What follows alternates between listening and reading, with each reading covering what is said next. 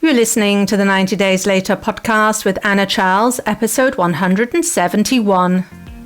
Welcome to the 90 Days Later podcast, where I show you how life with less alcohol is more fun than you think. I work with high achievers who struggle to drink a glass of wine without it turning into 2 bottles. I'm the one they call when they want to take it or leave it. So if you want to change your relationship with alcohol that doesn't involve counting days sober, you're in the right place. Hey everybody, and welcome to the podcast. Now, last week I teased you by saying something exciting was coming out on the 25th of March, and now I can announce what that is. It is a book. Now, one of the things that I hear on the daily is people tell me, or I read, I haven't got an off switch. Right. And I hear this all the time. I haven't got an off switch. I don't know, how to stop drinking. Once I start, I can't stop. So I decided I would tackle that. I want to, my goal here really is I want to create a movement. I almost want to create a revolution around how we interact and discuss and talk about alcohol in society, right? Where we sort of talk about it in these hushed tones, so there's always guilt and shame. If you have any kind of problem, you must be an alcoholic, and then you're a broken person, and we're going to shuffle you off to AA or recovery and all that jazz. And my clients, I was there once, we know this is not what we want for us. That is not the solution. But the solution is also not to just sit there and think, oh, I could do so much better. Anyway, so I have written this book. It's called The Off Switch. It comes out on 25th of March, and there are going to be launch bonuses. There's going to be a special price promotion on launch day and all the good stuff. If you want to be a piece of that, if you want to have a piece of that pie, being part of that picture, you need to get on my email list, because those are the people who are going to get the first dibs at this. How do you get on there? You go to 90dayslater.co/waitlist, all one word, waitlist. So there we go. I'm going to be giving updates in the future, but that's really exciting. It's my second book. I'm so excited. All right. So today is going to be short and sweet. I want to talk about this concept of the pressure to do well, right? So this is a sense of pressure to perform. And what I see is a couple of things. So firstly, I work with people who have their lives together, who are type A. Drinking, they often tell me, is like the one thing that's left in their lives that they haven't straightened out. And these are the people who are really quite feisty. They set good goals for themselves. They might set big goals. So for instance, this reminds me back in the day before I was just on the cusp of running again. I hadn't run for 20 odd years, and a friend of mine said, so Anna, you're taking up running. What's your goal? And I wanted to run a marathon. Right? It wouldn't be, I just want to run 200 meters, or I want to be able to run a 5K. No, I wanted to run the full marathon. And this makes you think, I see this a lot when it comes to alcohol. People tend to not be happy with, I'm just going to cut back for a bit and I'm going to go gradually. It's like I now overdrink every night in the week, and I want to go dry, for a whole 60 days. Or I want to never drink again, or I want this, or I want that. And we have these very lofty and grand sounding goals, and sometimes that works out. And if you are turned on by that and you go towards it, great.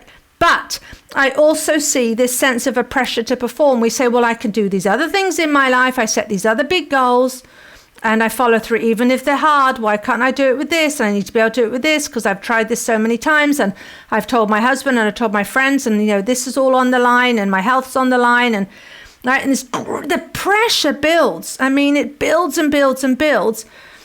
And then, of course, it erupts. It just becomes too much. And what do we do when the pressure becomes too much? Well, we do the thing that we didn't want to do in the first place. We have a drink. But I want you to see these two things are separate. There is the decision. There is the drinking too much and the deciding to drink less. And then there is you judging your performance and how well you're doing, and whether you are where you think you should be, or whether you are where you want to be.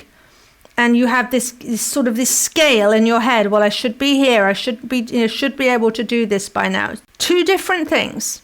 And even if you haven't been able to do this before, I want you to see that you actually have everything you need to not put yourself under this sense of pressure. And that's just to give yourself a little compassion. I mean, it really starts there.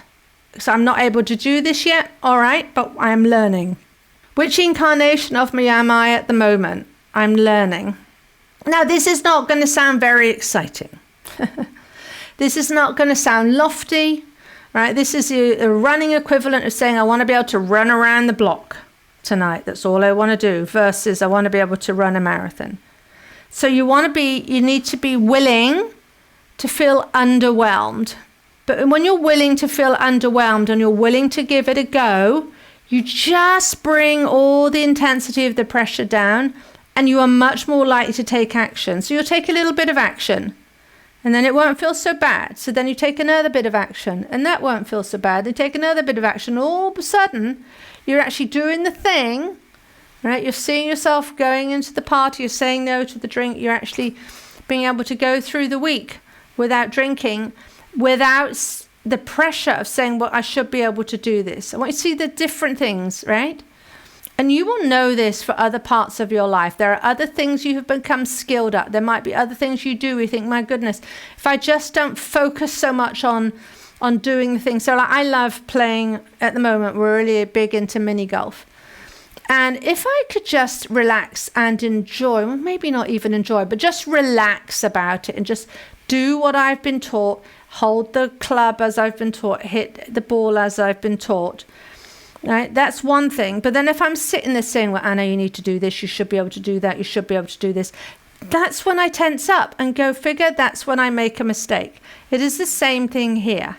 So if you notice you are pressuring yourself to perform to a certain high standard, maybe to start with, you just want to drop your standards a little bit. And if you don't like how that feels at all, you're just doing experiments. Say, I'm doing a series of experiments here. Tonight's going to be an experiment around, increasing the amount of time before I have my first drink. Or tomorrow's going to be an experiment how I allow the cravings. And the following day is going to be another experiment, right? We're still taking all the action without this huge pressure to perform. It feels so different. And when it feels so different, you're more likely to take more action. All right, that's it for this week. And don't forget, you want to get a copy of my book, The Off Switch. It's coming out on the 25th of March. You want to be one of the first ones to get your hands on it. You need to be on my waitlist, 90dayslater.co/waitlist. All right, I will see you next week. If you like what you're learning in the podcast and you want to take the work further and achieve total freedom around alcohol, let's talk. I help my clients stop reaching for that first 6 p.m. rolls around. Email me for more information on anna@90dayslater.co. And if you did enjoy the show, I'd really appreciate if you'd leave a rating and review to help others find the 90 Days Later podcast.